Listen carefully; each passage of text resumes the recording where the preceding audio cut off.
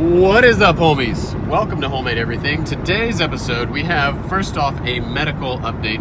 Today I got infused with another 30-minute infusion of immunotherapy. That's going to last another 4 weeks, so that's good. I'll take off my glasses for you, but it is so bright out here. But feeling good, looking good. Eyes are functioning just fine, so when I say looking good, I know it. You can't argue with me. I know I look good. We got infused with, not we, Dad didn't. I'm good. Thank you very much. Got infused with, I forgot what it's called.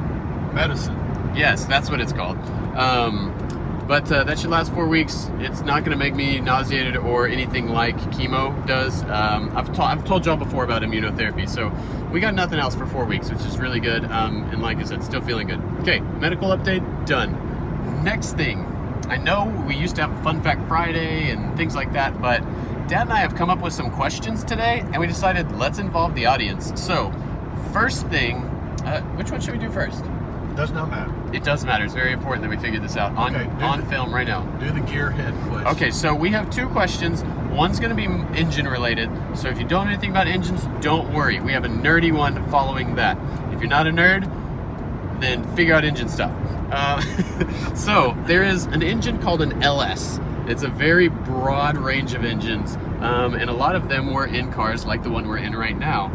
It's a 5.3 liter V8. It is not very powerful, but they're very, very reliable engines, and they're so reliable that people have been stealing these from junkyards to put into race cars, and then they hop them up after that.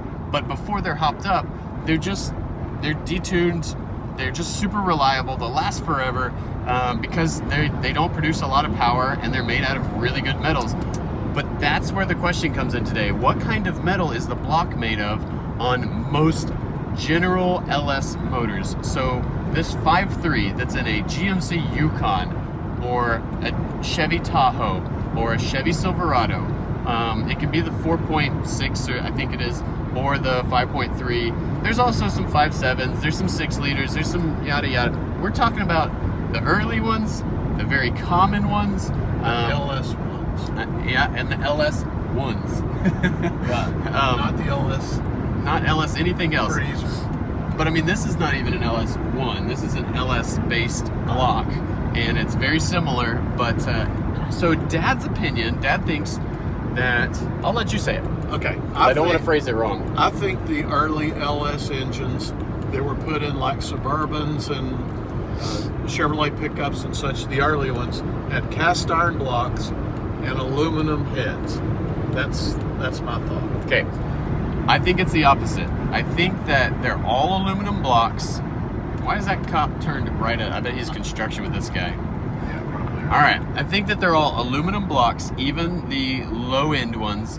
But I think that the low-end ones had iron heads, and then the race cars, like Corvettes and stuff, had aluminum heads along with their aluminum block. Is he going back? What is going on? We're doing it.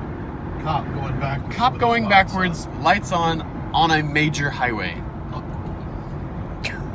Going the wrong direction. Well, he's going the right direction, but he's going backwards. We should probably go tell him that he's going backwards, or at least ask him about this engine question. Yeah. Always something on I-10 between Houston and San Antonio. Oh, that's another thing. So we went this morning. What time did you get up this morning? Got up at like 4? I got up at 4. I got up a little earlier, but that was just because I woke up randomly. I was excited about immunotherapy. That's a joke. Look how big that pulley is. Oh my goodness. Did you see that? I did. It's bigger than me. All right, and I'm huge.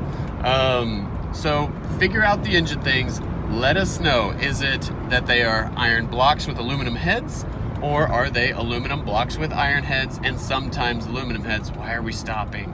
Oh, this is the interstate. Why are we stopping, people? All right, so now that we're sad, let's go on to question number 2. Yeah, there you go. Yeah. Between Houston and San Antonio, always. So question number 2 is nerdy stuff. I asked Dad about computers. All of the processors that I learned about and that we have these days are 64 bit rate, meaning they handle a 64-bit operating system. Back in the day, they were 32-bit. There's your other cop right there. Yeah. Your pseudo cop, your incognito cop, your FBI. The FBI. Yeah, undercover FBI agent right there. I can tell he's not very undercover. So I said, why? Because I was nerdy. I did Geek Squad in college for a while to make some money, and I learned that the old operating systems are on 32-bit, new ones are on 64-bit. But why are the 32 bits called x86? And a lot of you old nerds right now are the only ones getting this answer. I guarantee the youngsters are like, don't know. I guarantee the super old people are like, no idea what you're talking about.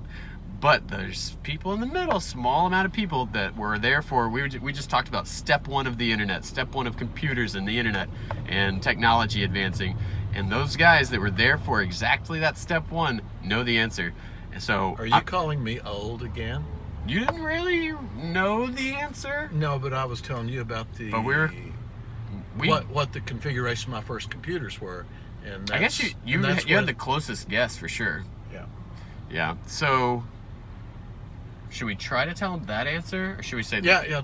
I'll just tell them. My Okay. first computers that I used in my first businesses were 286s, 386s, and 486s. Okay. And I Now you can finish. And I that. did Google it already, and it is a model number of processors. So there was a line, like think of the Pentium line of processors. A lot of y'all know about that. Pentium 4s is when I got into computers, and they were awesome for a really long time. So what is your question now? So the question is why is a 32-bit called an 86? Okay. And the answer is because of the first line, maybe not the first line, but the major line of 32-bit processors that took off were 86.